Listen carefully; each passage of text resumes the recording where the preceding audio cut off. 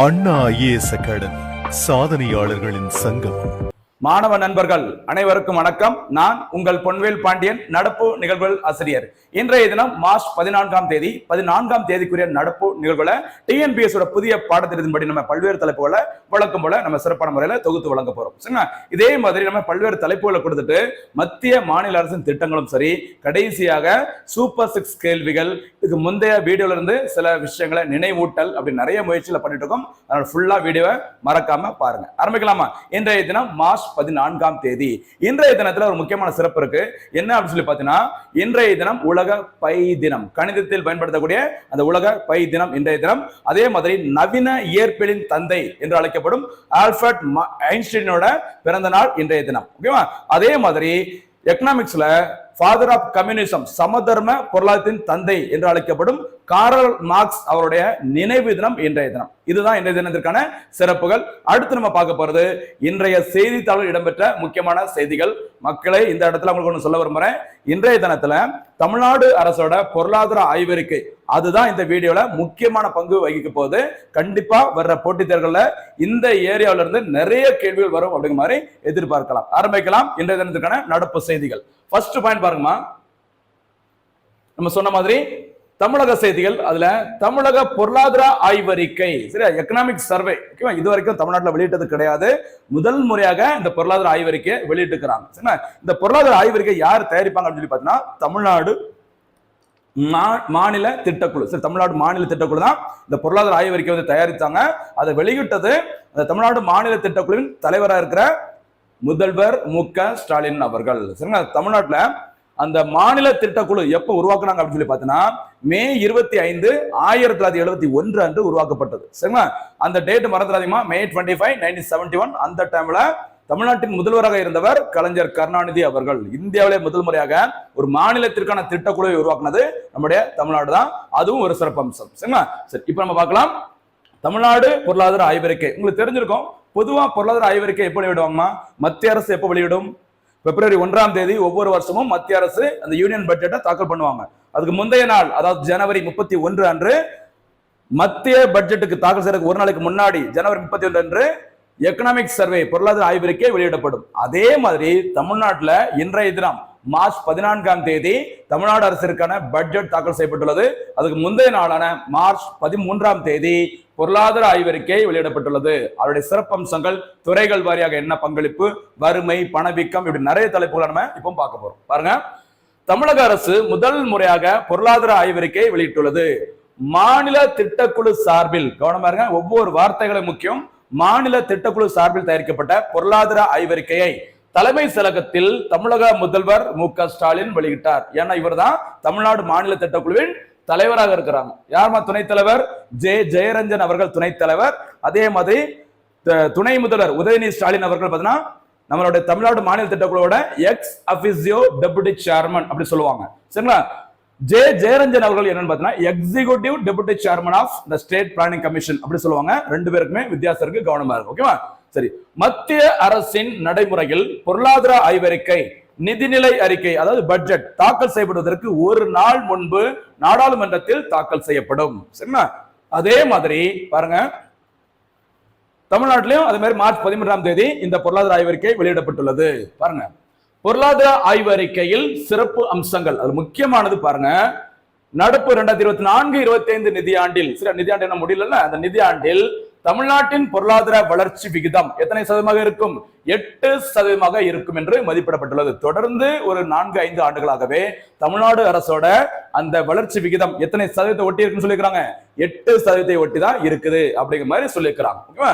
இது தவிர தனித்தனி டேட்டாஸ் பார்க்க போறோம். தனிநபர் வருமானம், சரிங்களா, தமிழ்நாட்டில் இந்த பெர் கேபிட்டா இன்கம், சரிங்களா, அது எவ்வளவு இருக்குன்னு சொல்லி பாருங்க. தமிழ்நாட்டில் தனிநபர் வருமானம் ரூபாய் 2.78 லட்சமாக அதிகரித்துள்ளதாகவும் கூறப்பட்டுள்ளது. சரியா? பெர் கேபிட்டா இன்கம், PCI அப்படி சொல்லுவாங்கல்ல, மொத்த வருமானம் டிவைடட் பை மொத்த மக்கள் தொகை, அதை கணக்கிட்டோம்னா நமக்கு தனிநபர் வருமானம் வரும். தமிழ்நாட்டில் ஒவ்வொருத்தருக்கும் ஒரு ஆண்டு வருமானம் சராசரி எவ்வளவு இருக்குது? 2.78 லட்சமாக அதிகரித்துள்ளது. இது இந்தியாவில் இருக்கிற தேசிய சராசரியை விட 1.64 மடங்கு அதிகம் அப்படிங்கிற மாதிரி சொல்லிக்கிறாங்க. நிறைய டேட்டாஸ் பாத்தீங்கன்னா தேசிய சராசரியை விட தமிழ்நாடு நல்ல ஒரு நல்ல பொசிஷன்ல இருக்கிறாங்க. அதுதான் இந்த பொருளாதார ஆய்வறிக்கையில ஃபுல்லா சொல்லியிருக்கிறாங்க. பாருங்கம்மா, கடந்த 2022ஆம் ஆண்டில், அதான் இந்த டேட்டா தான் சரிங்க, ரிப்பீட்டடா இருக்குது. இதன் காரணமாக தனிநபர் வருமானத்தில் தமிழகம் 4ஆம் இடத்தில் உள்ளது. இந்தியாவிலேயே அதிக அளவு தனிநபர் வருமானம் கொண்டதுல யாரு டாப்ல இருக்கிறாங்க? இந்த தமிழ்நாடு எத்தனை இடத்துல இருக்கிறாங்க? 4ஆம் இடத்துல இருக்கிறாங்க. இதில் நோட் பண்ணி பார்க்க வேண்டிய விஷயம், தனிநபர் வருமானம் 2.78 லட்சம். சரிங்களா? அதே மாதிரி அந்த ரேங்கிங் படி பார்க்கும்போது பெர் கேபிட்டா இன்கம்ல தமிழ்நாடோட தரவரிசை 4வது இடம். அதையும் நீங்க மறந்துடாதீங்க. சரிங்களா? நெக்ஸ்ட் அடுத்து பணவீக்கம், இன்ஃபிளேஷன். சரிங்க, பாருங்க தமிழ்நாட்டில் எப்படி சொல்லி பாருங்க. பணவீக்கத்தை பொறுத்தவரையில் தமிழ்நாட்டில் 2022-23ஆம் ஆண்டில் 6% இருந்த சில்லறை விற்பனை விலை பணவீக்கம் 2023-24ஆம் ஆண்டில் 5.4%, அடுத்து இந்த நிதியாண்டுல 2024-25ஆம் ஆண்டில் 4.8% குறைந்துள்ளது. இது தேசிய சராசரியை விட பணவீக்கம் தமிழ்நாட்டுல கட்டுப்பாட்டுக்குள்ளதான் இருக்கு அப்படிங்கிற மாதிரி சொல்லியிருக்கிறாங்க. சரிங்களா? அடுத்து தமிழ்நாட்டில் 2019-20ஆம் ஆண்டில் 6% இருந்த நகர்ப்புற பணவீக்கம் தற்போது 2024-25ஆம் ஆண்டில், அதாவது ஜனவரி மாதம் வரைக்கும், ஏன்னா நிதியாண்டு என்ன முடியல, அதனாலதான் அப் டு ஜனவரி அப்படின்னு சொல்லி போட்டுக்கிறாங்க. எவ்வளவு சதவீதம்? 4.5% இருக்குது அப்படிங்கிற சொல்லியிருக்கிறாங்க. ஓவராலா தமிழ்நாட்டுல சராசரியா தேசிய அளவுல சராசரி இருக்கிற அந்த பணவீக்கத்தின் அளவை கம்பேர் பண்ணும்போது தமிழ்நாட்டோட பணவீக்கம் கட்டுப்பாட்டுக்குள்ள இருக்கு அப்படிங்கிற மாதிரி சொல்லியிருக்கிறாங்க. சரிங்களா? அடுத்ததாக மாநில ஜிடிபி. சரிங்களா? தமிழ்நாட்டில் மாநிலத்தின் உள்நாட்டு உற்பத்தி, அதை பத்தி பாருங்கம்மா. தமிழ்நாடு 2023-24ஆம் ஆண்டில் தேசிய மொத்த உள்நாட்டு உற்பத்தியில் 9.21% பங்களிப்பை கொண்டுள்ளது. ஞாபகம் வச்சுக்கோங்க, இந்தியாவோட மொத்த ஜிடிபி 100% இருக்குது அப்படின்னா அதுல தமிழ்நாட்டோட பங்கு எவ்வளவு இருக்குது? 9.21%. கிட்டத்தட்ட 10ல ஒரு பங்கு தமிழ்நாடோட ஒரு பங்கா இருக்குது. எதுல? இந்தியாவோட மொத்த இந்த கிராஸ் டொமஸ்டிக் ப்ராடக்ட்ல. சரிங்களா? அடுத்து 2023-24ஆம் ஆண்டில் மாநில உள்நாட்டு உற்பத்தி, சில ஜிஎஸ்டிபின்னு சொல்லுவாங்கல்ல, GSDP cross state domestic product. ஓகேவா? இந்த ஜிஎஸ்டிபியில் ஓகே பாத்தீங்கன்னா நடப்பு விலையில் ரூபாய் 27.22 லட்சம் கோடியை எட்டியுள்ளது. இதுவும் ஒரு சாதனை. ஓகேவா? அடுத்து பெயரளவு வளர்ச்சி விகிதம். சரி, அந்த நாமினல் growth rate சொல்லுவாங்கல்ல, பெயரளவு வளர்ச்சி விகிதம் 13.71%. உண்மையான ரியல் growth rate அப்படிங்கிறது 8.33% உள்ளது. கவனமா இருங்க, இது ரொம்ப ரொம்ப முக்கியமானது. சரிங்களா? அடுத்ததாக துறைகள் வாரியாக பங்களிப்பு. சரிங்களா? இந்தியாவில் தெரிஞ்ச முக்கியமான 3 துறைகள்: வேளாண் துறை, தொழில்துறை, சேவை துறை. இந்த 3 துறைகளும் எந்த சதவீதத்துல பங்களிப்பு இருக்குது அப்படிங்கறத இப்ப நம்ம பார்க்கலாம். பாருங்க, 2023-24ஆம் ஆண்டில் சேவை துறை, சரி, அதாவது 3ஆம் நிலை சொல்லுவாங்கல்ல, இந்த டெர்ஷரி செக்டர் அப்படி சொல்ற சேவை துறையானது மாநிலத்தின் மொத்த மாநில உற்பத்தி மதிப்பு கூட்டலில் வேல்யூ ஆடட் அப்படி சொல்லுவாங்கல்ல, இந்த GSVA சொல்ற அந்த மதிப்புல 53.63% பங்கினை கொண்டுள்ளது. ஞாபகம் வச்சுக்கோங்க, இந்த 3 துறைகளே அதிக அளவு பங்களிப்பு உள்ள துறை எதுமா? சேவை துறை தான். அவருடைய பங்கு பார்த்தீங்கன்னா 53.63%. மறந்துடாதீங்க. ஓகேவா? அதற்கடுத்து 2ஆம் இடத்துல 2ஆம் நிலை துறை, அதாவது உற்பத்தி துறை அல்லது தொழில் துறை என்று அழைக்கப்படுகிற இந்த துறையானது 33.37% பங்கு கொண்டுள்ளது. அடுத்து முதன்மை துறை, அதாவது வேளாண் துறை, எத்தனை சதவீதம்? 13% பங்களிப்பை கொண்டுள்ளது. அப்போ இந்தியாவில், சரி, தமிழ்நாட்டில் இருக்கிற முக்கியமான 3 துறைகள்ல டாப்ல இருக்குது எதுமா? அந்த உற்பத்தி துறையில. ஓகேவா? பாத்தீங்கன்னா டாப்ல இருக்குது. நம்பர் 1 எது? சேவை துறை. நம்பர் 2 உற்பத்தி துறை, இண்டஸ்ட்ரியல் செக்டார். நம்பர் 3 பாத்தீங்கன்னா எது இருக்குது? Agriculture sector. இதுதான் தமிழ்நாட்டுல மொத்த மாநில உற்பத்தி மதிப்பு கூட்டலில் முதல் 3 இடங்களை பெற்றுள்ளது. இது நிறைய எக்ஸாம்ல கேட்டுக்கிறாங்க, ஒரு வார்த்தை கூட மிஸ் பண்ண பாத்தோங்க. சேவை துறை, அடுத்து தொழில்துறை, 3ஆம் இடத்துல தான் வேளாண் துறை வருது. கவனமா இருங்க, 13%. சரிங்களா? அடுத்து விவசாயம் 1.5 லட்சம் கோடி ஓகேவா பங்களித்து 5வது பெரிய துறையாக திகழ்கிறது. இது வந்து விவசாயத்துறை. ஓகேவா? கவனமா இருங்க, பொதுவா சொல்லியிருக்கிறாங்க. அடுத்ததாக பயிர்கள் உற்பத்தி. இந்தியன் ஜியோகிராபி கலந்த எக்கனாமிக்ஸ் கரண்ட் அஃபேர்ஸ் பாருங்கம்மா.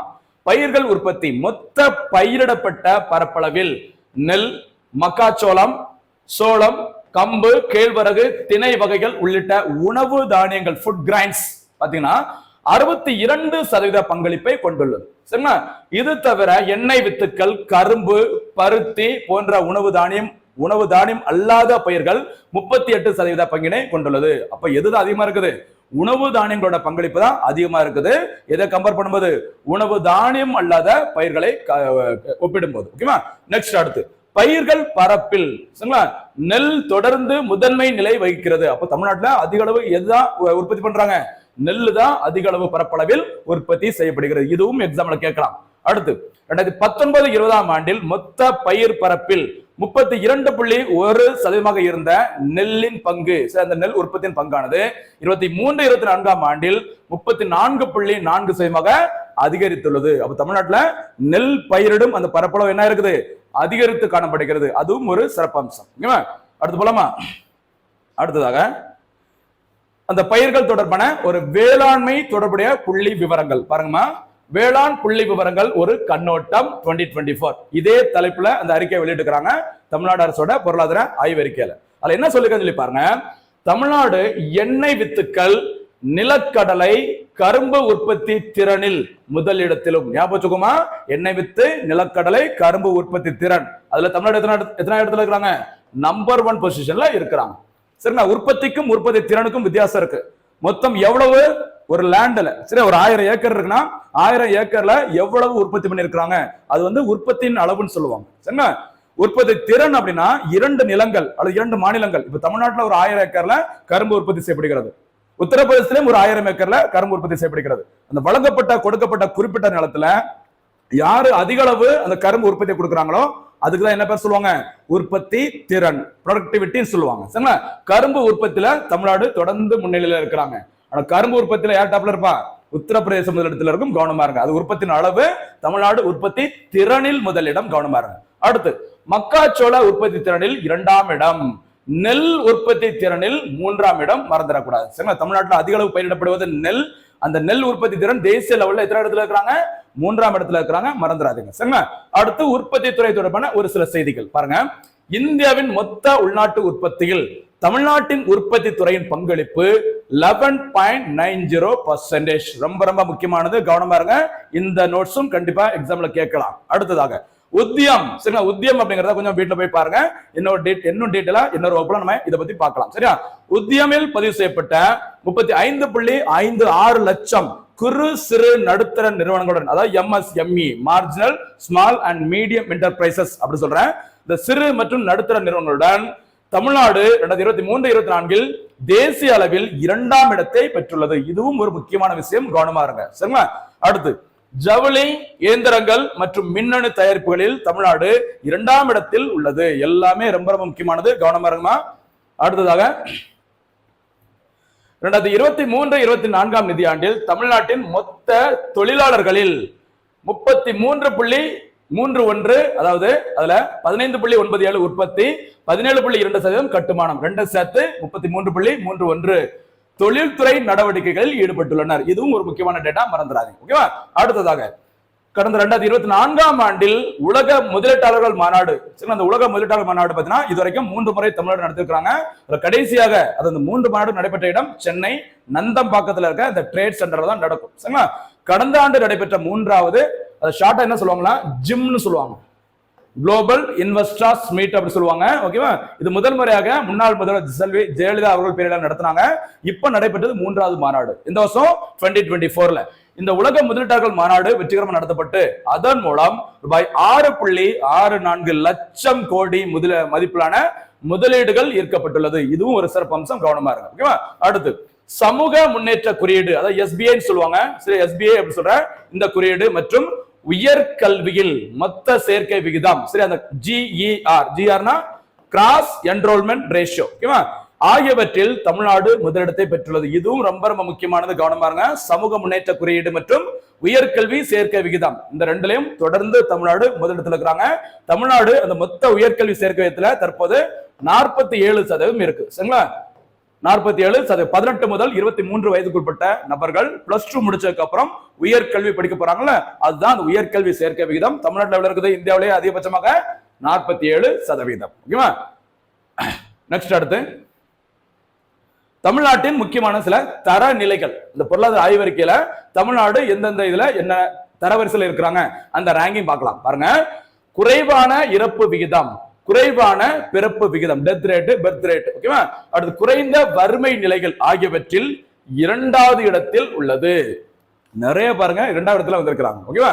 அடுத்து நீடித்த வளர்ச்சி இலக்குகள், இந்த எஸ்டிஜி சொல்லுவாங்களே, எஸ்டிஜி அப்படி நம்ம சஸ்டைனபிள் டெவலப்மெண்ட் கோல்ஸ், மொத்தம் ஐநாவோட இலக்கு. சரி, இது வந்து யுனைடெட் நேஷனோட இலக்குகள். மொத்தம் 17 இலக்குகள் அறிவிக்கப்பட்டது 2015ஆம் ஆண்டு. எந்த ஆண்டுக்குள்ள அடைய வேண்டும்? 2030ஆம் ஆண்டுக்குள்ள இந்த இலக்குகளை அடைய வேண்டும் உலக நாடுகள். ஓகேவா? அங்க பாருங்க, இந்த நீடித்த வளர்ச்சி இலக்குகள் குறியீட்டிலும் சுகாதார குறியீட்டிலும் 3ஆம் இடத்தில் தமிழ்நாடு உள்ளது. அடுத்ததாக 2005-6 நிதியாண்டு முதல் 2022-23 நிதியாண்டு வரையிலான காலத்தில் தமிழ்நாட்டின் வறுமை நிலை 36.54% இருந்து எவ்வளவு குறைஞ்சிருக்குது? வெறும் 1.43% அதிக அளவு குறைந்துள்ளது அப்படிங்கிற மாதிரி சொல்லிக்கிறாங்க. சரிங்களா? இதை மறந்துடாதீங்க, நோட் பண்ணிக்கோங்க. தமிழ்நாட்டில் வறுமை விகிதம் எவ்வளவு இருக்குது? 1.43 நீங்க கண்டிப்பா மறக்க மாட்டீங்கன்னு நினைக்கிறேன்.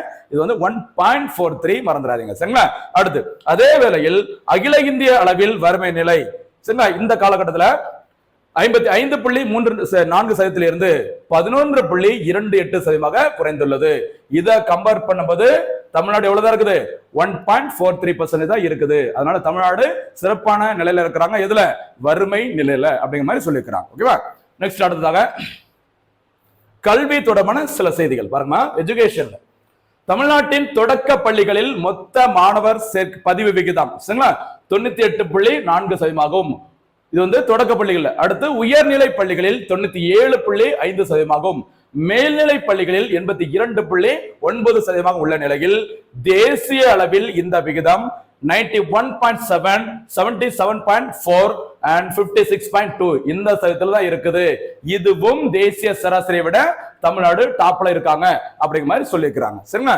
அடுத்து நிதி ஆயோக் அமைப்பு, பிரதமர் தலைமையிலான நிதி ஆயோக் அமைப்பு வெளியிட்ட அறிக்கையின்படி பள்ளி கல்வித்துறை தரநிலை குறியீட்டில் கேரளாவிற்கு அடுத்த நிலையில் தமிழ்நாடு உள்ளது. ஞாபகம் வச்சுக்கோங்க, நிதி ஆயோக் வெளியிட்ட என்ன அறிக்கையில? பள்ளி கல்வி தொடர்பான தரநிலை குறியீட்டில் தமிழ்நாடு 2ஆம் இடத்துல இருக்குது, 73.4%. அதுல யார் டாப்ல இருக்கிறாங்க? நம்முடைய அண்டை மாநிலமான கேரளா. கவனமா இருங்க. இது வந்துட்டு பள்ளி கல்வி தரநிலை குறியீட்டுல செகண்ட். ஆனா உயர்நிலை, அந்த உயர்கல்வி சேர்க்கை விதத்துல தமிழ்நாடு டாப்ல இருக்கிறாங்க. பெரிய மாநிலங்களை மறந்துடக்கூடாது. சரிங்களா? அந்த உயர்கல்வி சேர்க்கையத்துல ஓவராலா பார்க்கும்போது மாநிலங்கள், சிறிய மாநிலங்கள், யூனியன் பிரதேசங்கள் எல்லாத்தையும் பார்க்கும்போது சண்டிகர் தான் இந்தியாவிலே டாப்ல இருக்கு, மறந்துடக்கூடாது. சரிங்களா? அடுத்ததாக சுகாதாரம் தொடர்பான செய்தி பாருங்க. சுகாதாரம், சரிங்களா, 5வது தேசிய குடும்ப நல சுகாதார கணக்கெடுப்பின் படி, சரிங்களா, சுகாதார குறியீடுகளில் தமிழ்நாடு மாநிலம் சிறப்பாக செயல்படுகிறது. இதுல என்ன சொல்லி பாருங்க. வாழ்நாள் எதிர்பார்ப்பில், இந்த எக்ஸ்பெக்டர் அப்படின்னு சொல்லுவாங்களா, இந்த வாழ்நாள் எதிர்பார்ப்பில் முக்கிய மாநிலங்களில் 3ஆம் இடம் வகிக்கிறது. அடுத்ததாக மருத்துவ சுற்றுலாவிற்கு உகந்த இடமாகவும் வளர்ந்துள்ளது தமிழ்நாடு.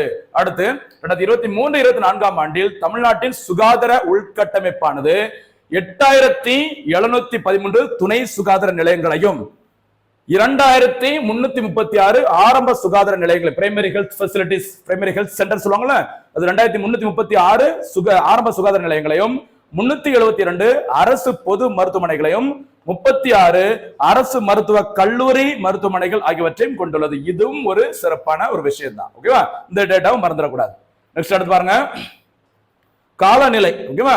இந்த பருவ காலநிலை மாற்றம் தொடர்பான ஒரு மாநாட்டினை இந்தியாவிலே முதல் முறையாக ஒரு மாநில அரசு நடத்தினாங்க அப்படின்னா அது நம்மளுடைய தமிழ்நாடு தான். ஓகேவா? பாருங்க, காலநிலை 2023-2030ஆம் ஆண்டிற்கான தமிழ்நாடு காலநிலை மாற்ற செயல் திட்டத்தை மறந்துடாதீங்கமா. அந்த டைம் பார்த்துக்கோங்க. இந்த வருஷம் 2023 இருந்து 2030 ஆண்டிற்கான தமிழ்நாடு காலநிலை மாற்ற செயல் திட்டத்தை உருவாக்கியுள்ளதோடு காலநிலை மாறுபாடுகளை எதிர்கொள்ள ரூபாய் 1000 கோடி பசுமை நிதியமும் உருவாக்கப்பட்டுள்ளது. சார், இந்த கிரீன் ஃபண்ட் அப்படின்னு சொல்ற பசுமை நிதியம் ஒதுக்கப்பட்டுள்ளது. அதற்கான தொகை எவ்வளவு? 1000 கோடி. மறந்துடாதீங்க. ஓகேவா?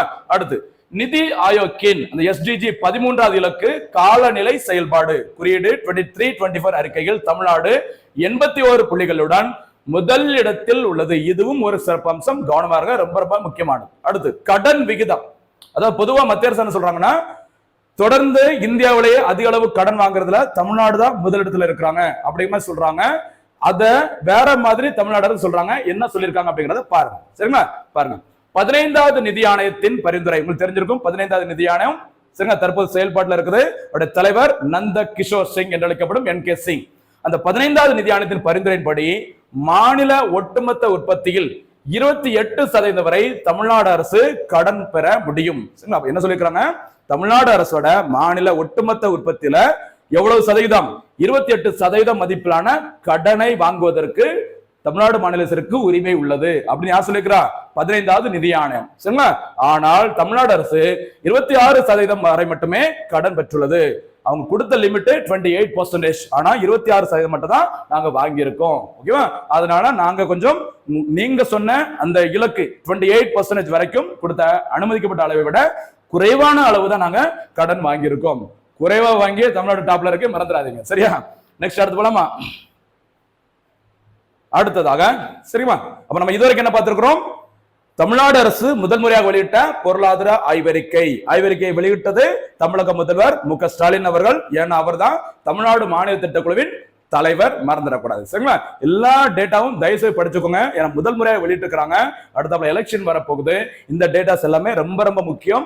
அடுத்தாப்புல நமக்கு எக்ஸாமும் வரப்போகுது. அந்த எக்ஸாம்ல கண்டிப்பா இதுல இருந்து நிறைய கேள்விகள் வரும், எதிர்பார்க்கலாம். சரியா? அடுத்து முக்கியமான ஒரு சயின்ஸ் அண்ட் டெக்னாலஜி தொடர்பான ஒரு செய்தி பாருங்க. இதுவும் நம்ம ரொம்ப நாளா பார்த்துட்டு இருக்கோம். பாருங்க, விண்வெளியில் இரட்டை விண்கலங்கள் வெற்றிகரமாக விடுவிப்பு. இஸ்ரோ சாதனை நம்ம பார்த்திருப்போம். இந்தியா விண்வெளியில ஒரு மிதக்கும் ஆய்வகம் உருவாக்க போறோம்னு சொல்லிக்கிறாங்க. அதற்கு வச்ச பேரு பாரதிய அந்தரிக்ஷா ஸ்டேஷன். அதை முழுசா உருவாக்குறதுக்கு முன்னாடி சோதனை அடிப்படையில ஸ்பேடெக்ஸ் அப்படிங்கிற ஒரு திட்டத்தை அறிவிச்சாங்க. அந்த திட்டத்தை செயல்படுத்துவதற்காக 2 விண்கலங்கள் ரேசனா அனுப்பப்பட்டு வெற்றிகரமாக இணைக்கப்பட்டது. இணைப்பிற்கு பிறகு தற்போது என்ன பண்ணிருக்காங்க? வெற்றிகரமாக விடுவிக்கப்பட்டுள்ளது. அதுதான் அங்க நியூஸ்ல வந்திருக்கு பாருங்க. விண்ணில் பாரதிய அந்தரிக்ஷா ஸ்டேஷன் எனும் ஆய்வு நிலையத்தை வரும் 2035ஆம் ஆண்டிற்குள் நிறுவ இஸ்ரோ திட்டமிட்டுள்ளது. வருஷத்தை பார்த்தோம்னா 2035 இஸ்ரோ அமைப்பு. இதற்கான விண்கலன்கள் 2028ஆம் ஆண்டு முதல் விண்ணில் தொடர்ந்து செலுத்தப்பட்டு ஒருங்கிணைக்கப்பட உள்ளது. இதுதான் அபிஷியலா இதற்கான பணிகள் எந்த வருஷம் ஆரம்பிக்கிறாங்க? 2028. சரியா? அதற்கு முன்னோட்டமாக ஸ்பேஸ் டாக்கிங் எக்ஸ்பெரிமெண்ட் அப்படி சொல்ற ஸ்பேடெக்ஸ் எனும் திட்டத்தின் கீழ் விண்வெளியில் விண்கலன்களை ஒருங்கிணைத்தல், விடுவித்தல் ஆகிய பரிசோதனையை மேற்கொள்ள இஸ்ரோ முடிவெடுத்தது. ஓகேவா? சரி, தொடர்ந்து என்ன பண்ணிருக்கான்னு சொல்லி பாருங்க. இதற்காக தலா 220 கிலோ எடை கொண்ட ஸ்பேடெக்ஸ் ஏ, ஸ்பேடெக்ஸ் பி ஆகிய இரட்டை விண்கலன்கள் பிரத்யேகமாக வடிவமைக்கப்பட்டன. இந்த 2 விண்கலன்களும் பிஎஸ்எல்வி C-60 ராக்கெட், மறந்துடக்கூடாது, இது ரொம்ப ரொம்ப முக்கியமான ஒரு வரலாற்று செய்தி. பிஎஸ்எல்வி C-60 ராக்கெட் மூலமாக ஸ்ரீஹரிகோட்டாவில் உள்ள ஏவுதளத்தில் இருந்து கடந்த ஆண்டு டிசம்பர் 30ஆம் தேதி 2024ஆம் ஆண்டு விண்ணில் வெற்றிகரமாக அனுப்பி நிலைநிறுத்தப்பட்டது. அதன் பிறகு நிலைநிறுத்திய பிறகு ஜனவரி 16 பொங்கல் முடிஞ்ச உடனே, சரியா, ஜனவரி 16, 2025 அன்று அந்த 2 விண்கலங்களும் வெற்றிகரமாக ஒருங்கிணைக்கப்பட்டுள்ளன. ஒருங்கிணைப்பிற்கு பிறகு தற்போது என்ன பண்ணிக்கிறாங்க? வெற்றிகரமாக விடுவிக்கப்பட்டுள்ளது. சரிங்களா? இதுதான் ஒரு சாதனை, மறந்துடக்கூடாது. அடுத்ததாக பாருங்க, இதன் மூலம் விண்வெளி டாக்கிங் தொழில்நுட்பத்தை மேற்கொண்ட 4வது நாடு என்ற பெருமையை இந்தியா பெற்றுள்ளது. இதுவும் ஒரு முக்கியமான சாதனை. அமெரிக்கா, ரஷ்யா, சீனா அந்த 3 நாடுகளுக்கு பிறகு இந்தியா எத்தனை நாடாக? 4வது நாடாக இந்த சரித்திர சாதனை பட்டியலில் இடம்பெற்றுள்ளது. அடுத்து இந்நிலையில் சுமார் 2 மாதங்களுக்கு பிறகு இரட்டை விண்கலங்கள் வெற்றிகரமாக விடுவிக்கப்பட்டதாக இஸ்ரோ அறிவிச்சுக்கிறாங்க. இனிமே தொடர்ந்து பல்வேறு சாதனைகளை இஸ்ரோ படைக்கட்டும். சரிங்களா? சரி, நெக்ஸ்ட் அடுத்ததாக முக்கியமான ஒரு பொருளாதார செய்தி பாருங்கம்மா. தமிழ்நாடு பொருளாதாரம் பார்த்தோம். இது தேசிய அளவுல இந்தியாவோட பொருளாதாரம் பாருங்க. 2028ஆம் ஆண்டிற்குள் இந்தியா 3வது பெரிய பொருளாதார நாடாகும். பாருங்க, 2028ஆம் ஆண்டிற்குள் இந்தியா 3வது பெரிய பொருளாதார நாடாகும் என்று அமெரிக்காவை சேர்ந்த ஒரு முக்கியமான நிதி சேவைகள் நிறுவனமான மார்கன் ஸ்டான்லி, சரிங்களா, எம்எஸ் சொல்லுவாங்க, மார்கன் ஸ்டான்லி அப்படிங்கிற நிறுவனமானது கணிச்சிருக்கிறாங்க. சரிங்களா? கடந்த 2023ஆம் ஆண்டில் $3.5 டிரில்லியன் பொருளாதார மதிப்புடன் இந்தியா 5வது இடத்தை எட்டியது. அதாவது 23ஆம் ஆண்டுல உலகின் மிகப்பெரிய பொருளாதார நாடுகள் பட்டியல்ல இந்தியா எத்தனை இடத்துல இருக்கிறாங்க? 5வது இடம். 2026ஆம் ஆண்டில் இந்திய பொருளாதாரத்தின் மதிப்பு $4.7 டிரில்லியன் உயரும் அப்படிங்கிற மாதிரி இந்த நிறுவனம் சொல்லியிருக்கிறாங்க. தொடர்ந்து பாருங்க. அப்போது அமெரிக்கா, சீனா, ஜெர்மனி அந்த நாடுகளை தொடர்ந்து 4வது பெரிய பொருளாதாரமாக இந்தியா உருவெடுக்கும் அப்படி சொல்லிட்டு 2028ஆம் ஆண்டிற்குள் ஜெர்மனியையும் 3ஆம் இடத்துல இருக்கிற இந்த ஜெர்மனியையும் பின்னுக்கு தள்ளி 5.7 டிரில்லியன் டாலர்கள் மதிப்பு கொண்ட பொருளாதார மதிப்புடன் இந்தியா 3வது இடத்தை எட்டும் அப்படிங்கிற மாதிரி சொல்லியிருக்கிறாங்க. இதுவும் ஒரு நல்ல செய்தி தான். சரிங்களா? இதுதான் என்ன தெரிஞ்சிருக்கான நடப்பு செய்திகள். ரொம்ப முக்கியமான விஷயம் அந்த ஸ்பேடஸ் திட்டம், பாரதிய அந்தரிக்ஷ ஸ்டேஷன், அதுக்கப்புறம் பார்த்தீங்கன்னா இந்தியாவோட பொருளாதார நிலை எப்படி இப்ப இருக்குது, எப்போ அடுத்ததாக வரும் ஆண்டுகளில் இந்தியா எத்தனை இடத்துல வருவாங்க, அந்த லிஸ்டையும் பார்த்திருக்கோம். முக்கியமானது என்னது, தமிழ்நாடு அரசு வெளியிட்ட முதலாவது பொருளாதார ஆய்வறிக்கை. எல்லா டேட்டாவும் மறக்காம ஃபுல்லா பாருங்க. சரிங்களா?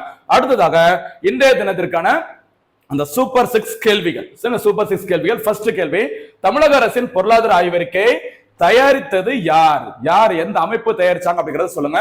அடுத்து 2024-25 நிதியாண்டில் தமிழ்நாட்டின் பொருளாதார வளர்ச்சி எத்தனை சதவீதமாக இருக்கும் என மதிப்பிடப்பட்டுள்ளது? அடுத்து 3வது கேள்வி, தமிழக அரசின் பொருளாதார ஆய்வறிக்கையில் தனிநபர் வருமானம் தமிழ்நாட்டில் எவ்வளவு இருப்பதாக அறிவிக்கப்பட்டுள்ளது? 4வது கேள்வி, தமிழ்நாடு மாநிலத்தின் மொத்த மாநில உற்பத்தியில் சேவை துறையின் பங்கு எத்தனை சதவிகிதம்? அடுத்து 5வது கேள்வி, நெல் உற்பத்தி திறனில் தமிழ்நாடு எத்தனாவது இடத்தில் உள்ளது? கடைசி சூப்பர் 6 கேள்வி, தமிழ்நாடு மாநில திட்டக்குழுவின் தலைவர் யார்? முடிஞ்சா துணைத் தலைவர்கள் 2 பேர் சொன்னோம்ல, இந்த 2 துணைத் தலைவர்கள் யாரு, அவங்களுக்கு வழங்கப்பட்ட பதவிக்கு கரெக்டான பேர் என்ன, அதையும் சொல்லுங்க. சரிங்களா? மொத்த வீடியோஸ் பார்த்துட்டு மறக்காம பதில்களை சொல்லுங்க. மீண்டும் சந்திக்கலாம். நன்றி, வணக்கம்.